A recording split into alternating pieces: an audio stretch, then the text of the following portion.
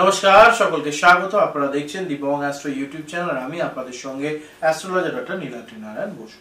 সকলকে স্বাগত জানাই আর প্রত্যেককেই একটা কথা বলবো, সেটা হচ্ছে ওম গং গণপতায় নমঃ, ওম নমঃ শিবায়। আজকে আমরা উপস্থিত হয়েছি কন্যা রাশির জাতক জাতিকাদের জন্য মে মাস কেমন যাবে সেই রাশিফল নিয়ে। শুরুতেই বলবো যে যদি আপনারা কন্যা রাশির জাতক জাতিকা হয়ে থাকেন তবে মে 2025 কিন্তু আপনাদের জীবনে এমন কিছু বাস্তবতার সামনে নিয়ে আসবে যা হয়তো এতদিন গোপনেই ছিল। আপনাদের সহ্য শক্তি, বিশ্লেষণ ক্ষমতা এবং অন্যান্য পরিস্থিতি বুঝে সিদ্ধান্ত নেওয়ার ক্ষমতা এবার পরিপূর্ণভাবে কাজে লাগতে চলেছে। অর্থাৎ আপনারা নতুন করে বিশেষ কিছু চ্যালেঞ্জের সম্মুখীন হবেন, ফলে প্রস্তুত থাকুন। বিশেষ করে আপনার রাশি থেকে অনেক দিন পর কেতু গ্রহ সরে যেতে চলেছে আপনাদের দ্বাদশে, অর্থাৎ অবশ্যই সেই বিখ্যাত সিংহ রাশিতে। ফলে এই বিষয়গুলোকে মাথায় রাখতে হবে। আর এই মাসে এমন একটা সিদ্ধান্ত আপনাদের সামনে আসবে যেখানে আপনি নিজের নীতিবোধ আর প্রিয়জনের ইচ্ছার মধ্যে পড়ে যাবেন, অর্থাৎ দোটানার মধ্যে চলে আসবেন। আপনি কি করবেন তখন, এই বিষয়টা নিয়েই আমি আলোকপাত করব আগামী সময়। সঙ্গে থাকুন। প্রথমেই বলবো গ্রহগত পরিবর্তন। 6ই মে বুধ গ্রহ মেষ রাশিতে গোচর করবেন। এটা আপনাদের রাশির থেকে অবশ্যই অষ্টম ঘর হচ্ছে এবং তার সঙ্গে সঙ্গে 23শে মে বুধ বৃষে অর্থাৎ নবম ঘরে গমন করবে। 14ই মে বৃহস্পতি মিথুন রাশিতে, অর্থাৎ অবশ্যই এটি কিন্তু আপনাদের রাশি থেকে দশম ঘরে হয়ে যাচ্ছে। এবং তার পাশাপাশি 14ই মে সূর্য বৃষ রাশিতে, যেটা নবম ঘরে চলে আসবে। কেতু আপনাদের রাশি থেকে সিংহে চলে যাবে 19শে মে। আর রাহু যথাক্রমে কিন্তু অবশ্যই আপনাদের রাশি থেকে সপ্তমে ছিল আগে, এখন ষষ্ঠে অর্থাৎ কুম্ভ রাশিতে চলে আসবে। অষ্টম ঘরে বুধ থাকায় গোপন তথ্য, গবেষণা এবং হঠাৎ করে কোনো ঘটনা ঘটিত হওয়ার একটা সম্ভাবনা রয়েছে। এই বিষয়গুলোতে আপনাকে ক্রমশ ব্যতিব্যস্ত করে রাখবে, এটা একটা ব্যাপার। বৃহস্পতির দশম ঘরে থাকা কর্মজীবনে নতুন অধ্যায়, পাবলিক ইমেজ আপনাদের উজ্জ্বল হবে, এটা একটা পজিটিভ দিক। অবশ্যই সেটাকে কাজে লাগান। সূর্য নবম ঘরে ভাগ্যোদয়ের সময় এবং কেতু কন্যা রাশি ছেড়ে যাওয়ায়, কেতু গ্রহ আপনাদের রাশি ছেড়ে যাওয়ায় এক কথায় আপনারা বেঁচে যাবেন, অনেকটা রিলিফড বুঝতে পারবেন। আচ্ছা, অলরেডি কি তার প্রভাব আপনারা বুঝতে শুরু করেছেন যে এই রাশি ছেড়ে চলে যেতে আপনাদের কিছুটা আলাদা করে অন্য ধরনের একটা ফিলিংস আসছে বা মনে হচ্ছে যে সমস্যাগুলো কম হতে শুরু করেছে? কমেন্টে জানাতে ভুলবেন না। এরপর আসবো, আপনি কি জানেন এই মাসে এমন একজন আপনাদের জীবনে প্রবেশ করতে চলেছেন যিনি আপনার অন্তরকেও বোঝেন আর ভবিষ্যতও বদলে দেবেন। অবশ্যই এই বিষয়টাকে গুরুত্ব দেওয়ার দরকার রয়েছে।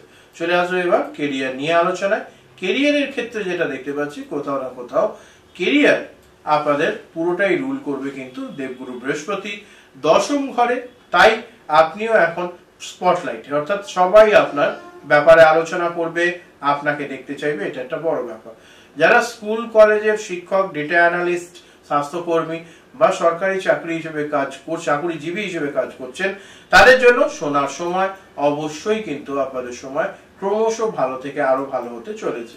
যারা নতুন চাকরি খুঁজছেন, যারা মে মাসেই কিন্তু তাদের একাধিক ইন্টারভিউ, অফার লেটার আসার সম্ভাবনা রয়েছে। ফলে এখন থেকে প্রস্তুতি শুরু হয়ে যাক। 14ই থেকে 18ই মে এর মধ্যে অফিসে কাজের চাপ এবং দায়িত্ব বাড়তে চলেছে, বিষয়টি সতর্কতার সঙ্গে খেয়াল রাখুন। আপনার কাজের পেছনে কেউ রাজনৈতিক খেলা খেলছে, সাবধান থাকুন। বুধ নবম ঘরে, বিদেশে ভ্রমণের যোগাযোগ, স্কলারশিপ, বিদেশি কোম্পানির অফার আসার সম্ভাবনা রয়েছে। আপনি কি ক্যারিয়ারে নতুন কিছু ভাবছেন? লিখুন। কন্যা রাশি নতুন কিছু পরিবর্তনের চিন্তা ভাবনা করছেন, অবশ্যই এটা লিখতে কিন্তু ভুলবেন না। চলে আসবো আর্থিক বিষয় নিয়ে আলোচনা।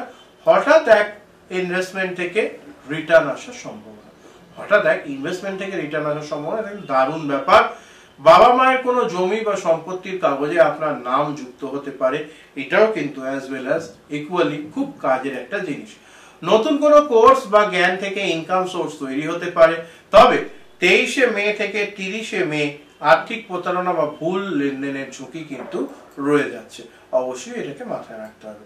শেয়ার বাজারে বড় রিটার্ন সম্ভব, তবে পরিচিত কাউকে দিয়ে কাজ করান, সেক্ষেত্রে অভিজ্ঞ পরামর্শ নেওয়া অত্যন্তই প্রয়োজন হয়ে পড়ছে। আচ্ছা, আপনারা কি জানেন এই মাসে একটা হালকা কথার সূত্র ধরেই আপনি এমন এক ইনকামের খোঁজ পাবেন যা সারা বছর আপনার রোজগার এনে দেবে। ফলে এই ধরনের সূক্ষ্ম কথার ফাঁদগুলোকেও মাথায় রাখবার চেষ্টা করুন, কাজে লাগবে। চলে আসবো এরপর প্রেম, পরিবার এবং সম্পর্ক নিয়ে আলোচনা। কেতু কন্যা রাশি থেকে বিদায় নিচ্ছে, মানে সম্পর্কের ধোঁয়াশা কাটতে চলেছে, রিলেশনশিপে আরো ক্ল্যারিটি আসবার একটা সুন্দর যুগ। কারোর প্রতি যে অবক্ত টান ছিল এবার মুখে বলার সাহস কিন্তু আসবে, খুব সুন্দর একটা জিনিস। দাম্পত্য জীবনে যারা ভেঙে পড়েছেন নতুন আশা ফিরে পাবেন। আমি বলবো একটু ধৈর্য ধরুন, অবশ্যই আপনাদের সময় যত যাবে তত ভালো হওয়ার সম্ভাবনা।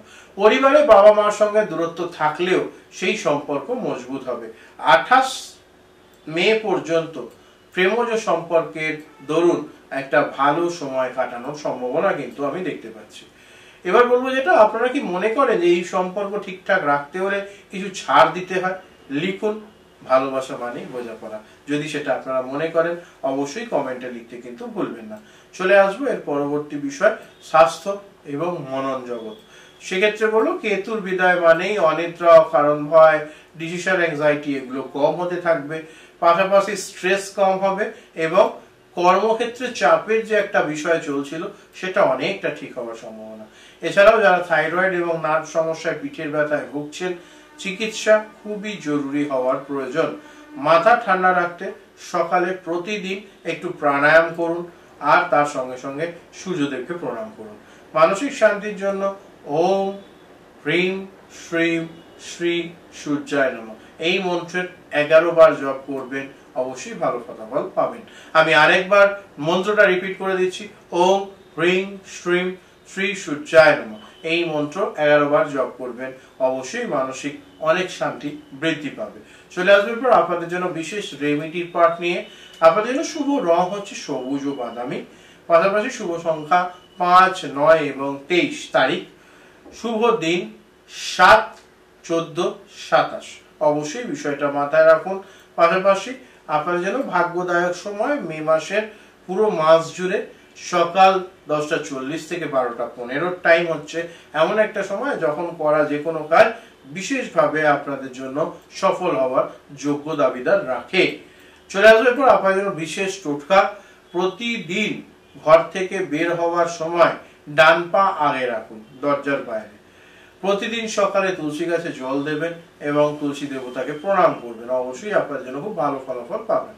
প্রতি বুধবার গরিব বাচ্চাদেরকে বই, খাতা, পেন এগুলো দান করুন, আপনার সাধ্য মতো নিশ্চিত ভালো ফলাফল পাবেন। চলে আসবো এরপর যে বিষয় নিয়ে আলোচনা, সেটা হচ্ছে কন্যা রাশি। আপনি বিশ্লেষণী মস্তিষ্কের অধিকারী, অর্থাৎ মানুষ যেটা সাধারণভাবে বুঝতে পারে না, দেখতে পারে না, আপনারা তার পিছনেও দেখবার একটা ক্ষমতা রাখেন। কিন্তু এই মে মাস শুধু যুক্তিবোধ দিয়ে চললে হবে না, আপনাকে শুনতেও হবে নিজের মনকে, অবশ্যই এটা মাথায় রাখতে হবে। এই মাসের প্রতিটি দিন আপনাকে নিজেকে নতুন ভাবে আবিষ্কার করার সুযোগ দিচ্ছে, সেটা আপনি নেবেন তো? অবশ্যই বিষয়টা খেয়াল করুন এবং কমেন্টে জানাতে ভুলবেন না। ভিডিওটা ভালো লাগলে অবশ্যই শেয়ার করুন। কন্যা রাশি বা অন্যান্য রাশি জাতক জাতিকাদের সঙ্গে কমেন্ট করুন, অবশ্যই এগিয়ে যেতে চাই এবং এগোচ্ছি। বিস্তারিত জন্মছকের বিশ্লেষণ যদি করতে চান তাহলে যোগাযোগ করুন ইনবক্সে, অবশ্যই নিচে দেওয়া নাম্বারে। পরবর্তীতে রাশিফল, দৈনিক রাশিফল ইত্যাদি পেতে চ্যানেল সাবস্ক্রাইব করে বেল আইকন টিপে সঙ্গে থাকতে ভুলবেন না। সকলে ভালো থাকুন, সুস্থ থাকুন। নমস্কার, হর হর মহাদেব।